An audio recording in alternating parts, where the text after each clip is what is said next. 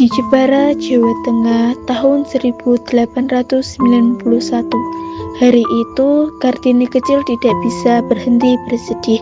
Kedua orang tuanya menyampaikan sebuah berita yang membuatnya sangat terkejut. Sudah waktunya bagimu untuk dipilih seperti gadis pribumi lainnya. Pak, Kartini ingin melanjutkan sekolah. Kartini ingin menjadi gadis pribumi yang cerdas. Kartini tidak mau dipilih. Kartini ingin melanjutkan sekolah. Apakah tradisi ini tidak boleh sekali dilaksanakan? Sudahlah Kartini, laksanakan apa yang menjadi tradisi kita. Kelak kau akan mengerti semua ini. Kartini sedang duduk di salah satu bangku yang terletak di halaman belakang rumahnya.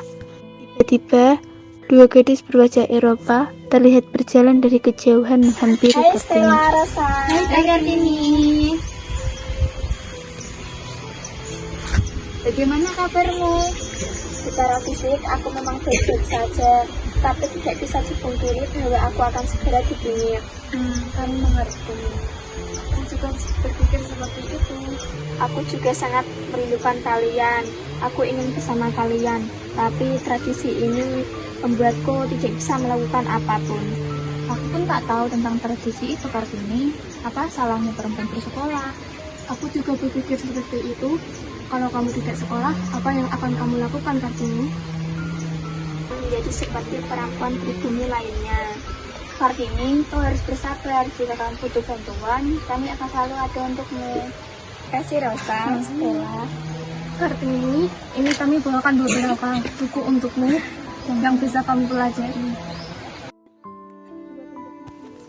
Hari-harinya pun diisi dengan semua hal yang katanya harus bisa dilakukan oleh wanita sejati. Kartini belajar bahasa Belanda melalui buku-buku yang dipinjamkan oleh sahabat-sahabatnya dan kakaknya. Hai Kartini. Kalian ngapain di sini? Kartini, ayo pergi. Rukmini, kalian tahu kan kalau aku akan segera dipilih. Aku harus pergi dengan pengawal. Aku tidak bisa berinteraksi bebas. Bapak dari itu, jangan sampai kita ketahuan bapak dari itu. Jadi kami akan mengawalmu. Baiklah.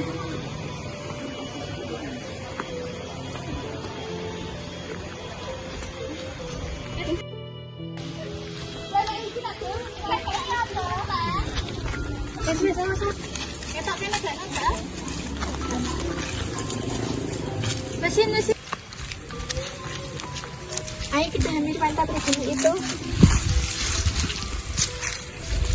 Apakah kalian putri-putri Adipati Sasaningrat? Bagaimana itu bisa tahu? Tentu saja, beliau adalah Bupati Jepara. Aku seringkali melihat kalian bersama dengan Bapak Bupati. Mengapa kalian pergi tanpa pengawal? Apa kalian tak dipingit? Jika saya bertanya, tentu boleh. Apakah dipingit itu harus dilakukan oleh pribumi? Tentu saja, ini adalah tradisi dari zaman nenek moyang kita. Lagi pula dipingit membuat kita bisa menjaga diri dan terus berhati-hati dari kaum lelaki yang bukan muhrim hingga kita menikah. Bu, apakah ibu bersekolah? Kami adalah rakyat biasa dari sejak kecil. Kami tidak bersekolah. Yang dapat bersekolah hanyalah rakyat Belanda dan penjabat. Selain itu tidak ada lagi yang bersekolah kecuali laki-laki. Pula bukannya wanita tidak bersekolah, suatu saat mereka akan menikah dan kembali melakukan hal yang seharusnya dilakukan oleh wanita seperti kami.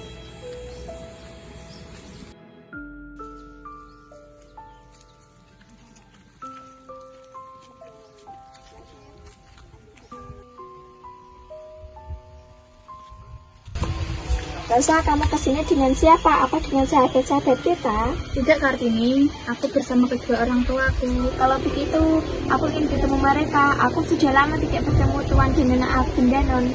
Sebentar Kartini, aku ingin berbicara denganmu. Aku akan pergi. Apa maksudmu? Aku akan melanjutkan sekolahku di Belanda. Aku sudah lulus. Aku ingin melanjutkan pendidikanku. Lalu bagaimana dengan Ani, Stella, dan Pankol? Mereka juga pergi. Kami akan berangkat. Sebenarnya kami ingin mengajakmu, tapi aku tahu kamu tidak akan diizinkan. Aku tidak tahu harus berbakti atau berpisah dengan kalian, Rosa. Kita bisa berbelas-belas Kartini. Hari-hari dilewati Kartini dengan lebih semangat. Ia selalu berkirim surat dengan sahabatnya, termasuk Tuan dan Nyonya Abendanon. Ada banyak hal yang diceritakan sahabat-sahabatnya, termasuk melanjutkan pendidikan melalui beasiswa kedokteran di Belanda untuk Kartini. Apa pendapat Ibu tentang beasiswa kedokteran itu, Bu? Kartini, aku tahu kamu ingin maju sekolah, apalagi melalui beasiswa. Dan Bapak tidak usah menanggung uang pembayaranmu, tapi nak, kau perempuan, kau sudah cerdas. Apa maksud Ibu? Kenapa kamu tidak menikah saja, Kartini? Kau adalah wanita, Kartini, umurmu sudah cukup, dan ibu sudah menjodohkanmu. Siapa lelaki tersebut? Dia adalah Raden Adipati Jayadingrat. Dia adalah bupati Rembang, dan dia sudah menikah 3 kali. Tenang, Kartini, dia bisa menjaga kamu. Hari ini, Kartini dan keluarganya berdiri di ambang pintu, menunggu kehadiran sosok yang sudah ditunggu-tunggu. Jantung Kartini berdegup kencang, pikirannya kacau. Ia masih belum siap. Bagaimana bila lelaki itu akan menghambat mimpinya? Tentunya keluarga Bapak sudah mengetahui kedatangan saya ke sini. Kami membiarkan keputusan dari Kartini. Pak, Bu, apakah Kartini boleh ngobrol berdua dengan Raden Adipati Jayadingrat? Baiklah.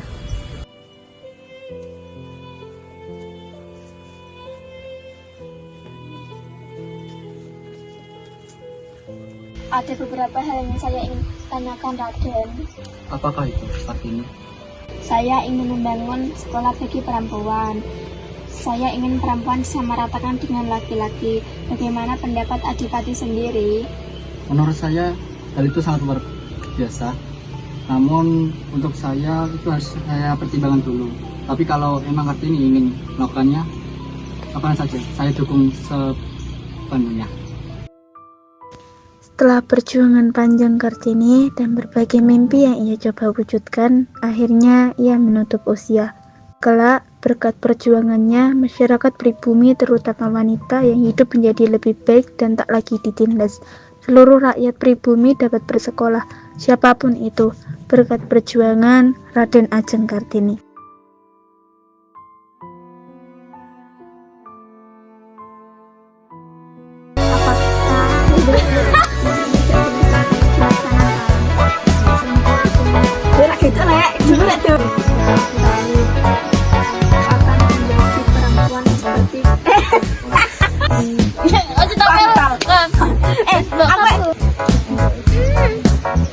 Aku